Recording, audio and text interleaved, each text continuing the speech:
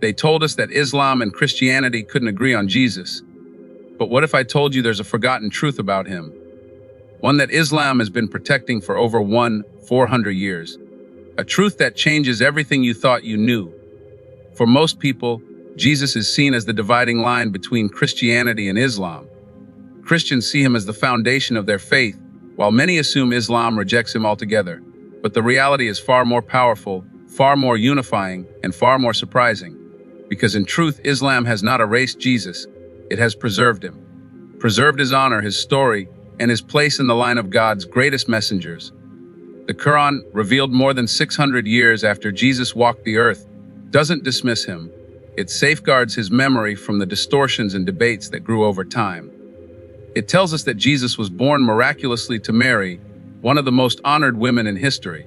It shows us that he performed incredible miracles by God's permission, healing the sick, giving sight to the blind, even bringing the dead back to life. It describes him not as rejected, but as chosen, respected, and loved by God. But perhaps the most shocking truth is this: Islam protects Jesus from the claims that altered his story. The Qur'an makes it clear.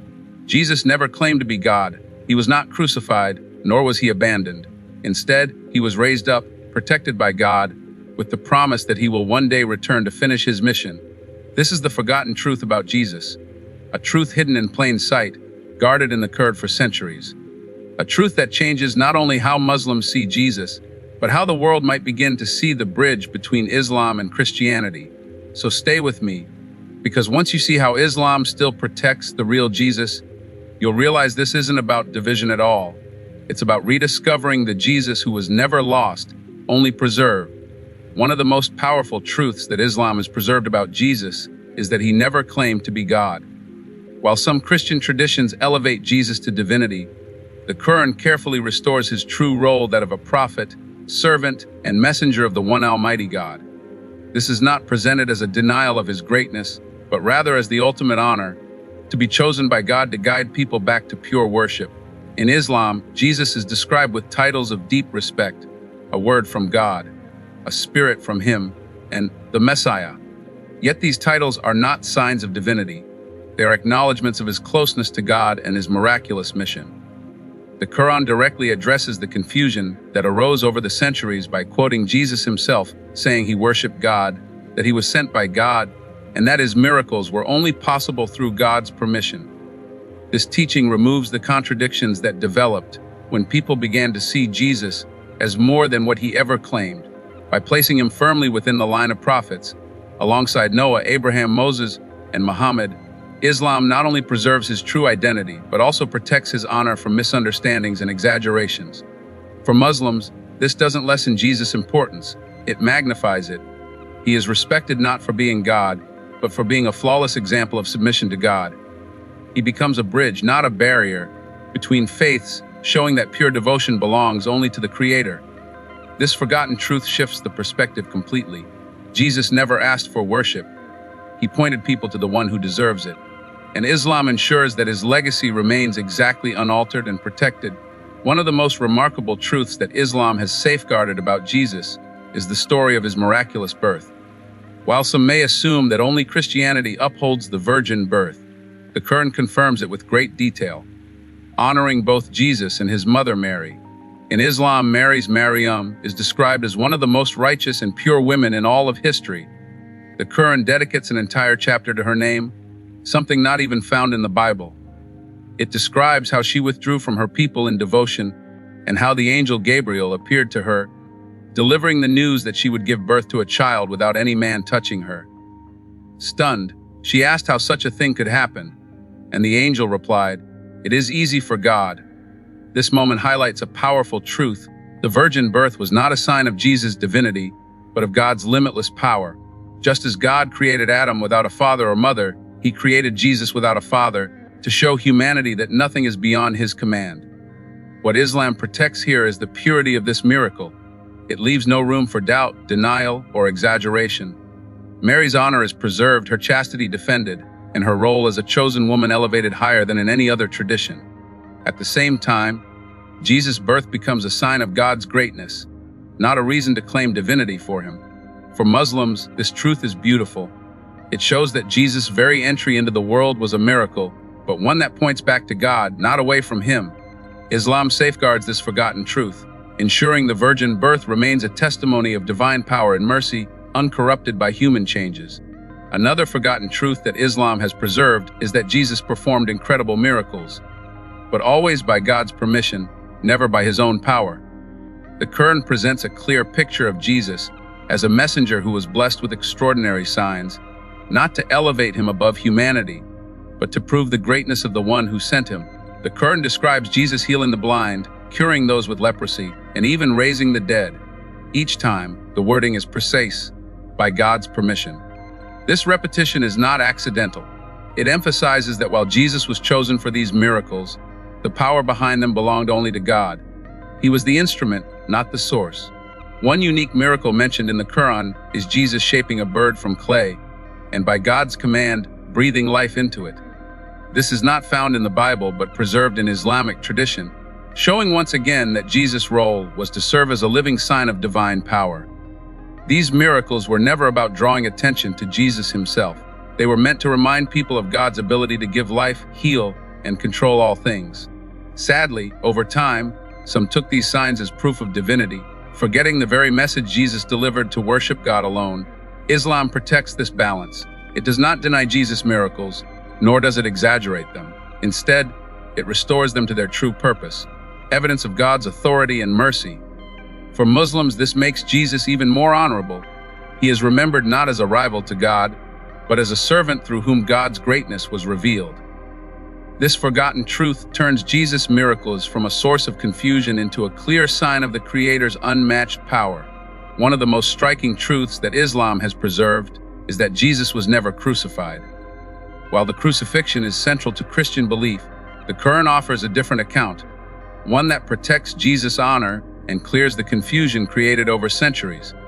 The Qur'an states plainly, they did not kill Him, nor did they crucify Him, but it was made to appear so to them. This means that although people believed Jesus had been executed, in reality, God intervened. Instead of being humiliated on the cross, Jesus was raised up by God, preserved from suffering such an end. This truth changes everything. It shows that God never abandoned Jesus, nor did He allow one of His greatest prophets to be disgraced in such a way. The image of a helpless Jesus dying at the hands of His enemies is replaced with a picture of divine protection, mercy, and power. For Muslims, this is not a denial of Jesus' greatness. It is a defense of it. It ensures that His mission was not cut short, that He was not overpowered by men, and that His life did not end in defeat. Instead, He remains alive, waiting for the time God has appointed for His return. This preserved truth also resolves a deep theological problem. If Jesus never died, then the idea that salvation depends on His crucifixion is unnecessary. Instead, the path to salvation is the same as that preached by every prophet, worshiping God alone, obeying His guidance, and living a life of righteousness. Islam's version doesn't diminish Jesus, it protects Him. It ensures His story ends not with tragedy, but with triumph, showing that God's chosen ones are never abandoned. One of the most powerful truths that Islam has preserved about Jesus is the promise of His return. While many Christians also believe that Jesus will come back, the Qur'an and Islamic tradition emphasize it with clarity. Jesus is still alive, and He will return near the end of time to fulfill His mission. The Qur'an hints at this when it describes Jesus as a sign of the hour, meaning that His second coming is connected to the end of the world. Prophetic traditions, hadith, give us more details. Jesus will descend from the heavens, not as a new prophet bringing a new religion, but as a servant of God who will restore truth, justice, and peace. He will break the false claims made about Him, clear away the distortions that altered His story, and remind people of the pure message He always preached: worship God alone. He will stand as a witness, proving that He never claimed divinity, and that His role was always to guide people back to their Creator. Islam teaches that Jesus will defeat the forces of evil, including the Antichrist, Dajjal, and bring unity among people under the worship of one God. His return is not about division, but about completing the story that was left incomplete in the eyes of humanity. For Muslims, this is not just a prophecy, it is hope. It shows that Jesus' mission is not over, that He remains alive by God's will, and that His return will signal the triumph of truth over falsehood. This promise is the ultimate protection of his honor. Jesus' life does not end in defeat, but in victory.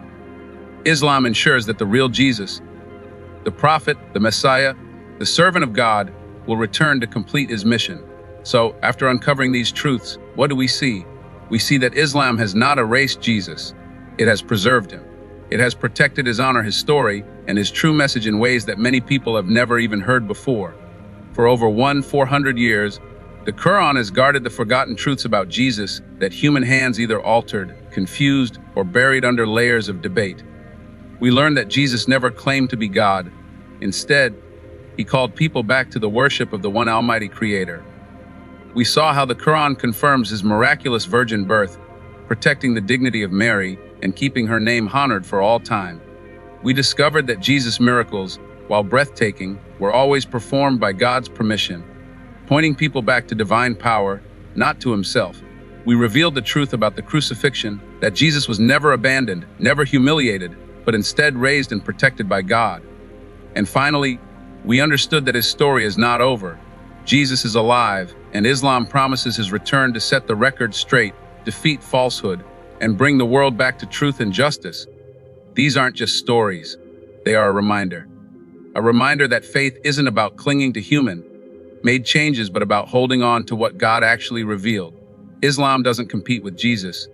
It completes his story. It doesn't erase his message. It restores it. If you've always thought Islam rejects Jesus, now you know the reality is the opposite. Islam defends him, respects him, and protects him in ways many faiths no longer do. And maybe, just maybe, that forgotten truth can bring us closer together instead of keeping us apart. So the question now is, what will you do with this knowledge? Will you continue with the version of Jesus that history altered? Or will you explore the one that Islam has been protecting for centuries? Sometimes, the truth is not about discovering something new, but about remembering what was always there, waiting to be seen. Because the real Jesus was never lost. He was never hidden. He was simply preserved.